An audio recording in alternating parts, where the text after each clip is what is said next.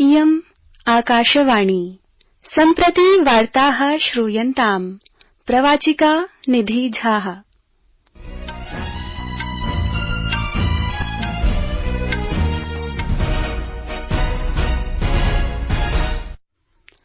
अथ वार्ताः। देशस्य प्रौद्योगिक परिदृश्य परिवर्तनाय राष्ट्रिय औद्योगिक वीथि विकास कार्यक्रमस्य अन्तर्गतं 12 नूतनानि ग्रीनफील्ड औद्योगिक स्मार्ट सिटी इत्येतानि नगराणि अनुमोदितानि। नवदिल्ल्यां मन्त्रिमण्डल सभायाः अनन्तरं वार्ताहरान् सम्बोधयन् सूचना प्रसारण मन्त्री अश्विनी वैष्णवः अवदत् यत् एतेषु औद्योगिक क्षेत्रेषु संयुक्तरूपेण अनुमानित निवेशः 2,628 सहस्र कोटि रूप्यकाणि भविष्यति। राष्ट्रपतिना द्रौपदी मुर्मुः वर्यया देशे महिलानां विरुध्य अपराधानां विषयमालक्ष्य कट्वालोचितम्। सा अवोचत् यत् एषः समयः आगतः यत् सर्वेऽपि मिलित्वा अपराध विरुद्धम् आयान्तु। तया उक्तं यत् अद्यत्वे यथा महिलानां विरुध्य अपराधाः वर्धिताः तथैव सर्वेषां कृते आत्मनिरीक्षणस्यावश्यकता वर्तते। अद्य राष्ट्रिय क्रीडा दिवसः अस्ति। दिवसोऽयं प्रतिवर्षम् अगस्त मासस्य 29 दिनाङ्के हॉकी क्रीडकस्य मेजर ध्यानचन्दस्य जन्म जयन्त्यवसरे समाचर्यते।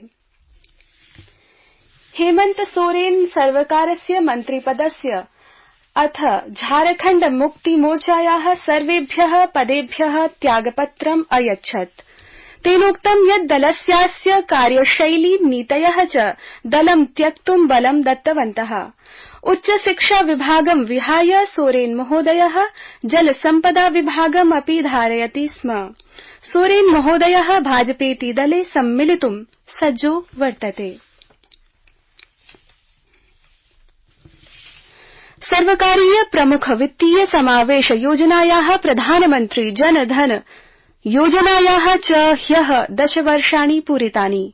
अस्याः योजनायाः अन्तर्गतं 53 कोटितः अधिकांशतः लाभार्थिनः लाभान्विताः जाताः। प्रधानमन्त्री नरेन्द्र मोदी सर्वेभ्यः लाभार्थिभ्यः अभिनन्दनं कृतवान्। ये योजनायाः सफलं कृतवन्तः तेभ्यः धन्यवादं च दत्तवान्। सामाजिक सञ्जाल माध्यमेन प्रधानमन्त्रिणा उक्तं यत् आर्थिक समावेशं वर्धयितुं कोटिशः जनानां विशेषतः महिलाभ्यः युवभ्यः वञ्चित वर्गस्य सदस्येभ्यः च सम्मानं प्रदानाय जनधन योजना सर्वोपरि अभवत्।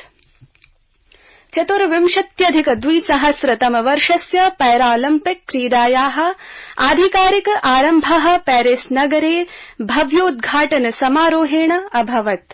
फ्रांस देशस्य राष्ट्रपतिना इमानुएल मैक्रोन इत्यनेन उद्घाटन समारोहस्यास्य उद्घोषणा कृता। अवधेयं यत् क्रीडानाम् आयोजनं सितम्बर मासस्य 8 दिनाङ्कं यावत् भविष्यति। ऐषमः पैरालम्पिक खेलेषु जगतः 4,000 क्रीडकाः पदक स्पर्धासु सहभागितां समाचरन्ति। भारतेन तावत् एतस्यां प्रतियोगितायां सर्वाधिकं बृहत्तमं दलं प्रेषितमस्ति। एतदनु 12 खेलेषु भारतस्य 84 क्रीडकाः स्वीयम् अद्भुतं प्रदर्शनं प्रदर्शयिष्यन्ति। प्रतियोगितायाम् एतस्याम् उद्घाटन समारोहे कुन्तक क्षेपकः क्रीडकः सुमित अन्तिलः अथ शॉटपुट इति खेल क्रीडिका भाग्यश्री जाघवः भारतस्य संयुक्त ध्वजवाहकत्वेन अभवताम्।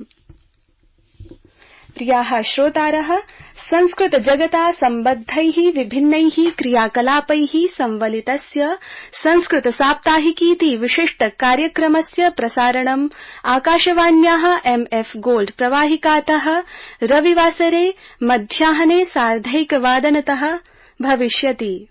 भवन्तः सर्वे श्रोतुं प्रभवन्ति। इति वार्ताः।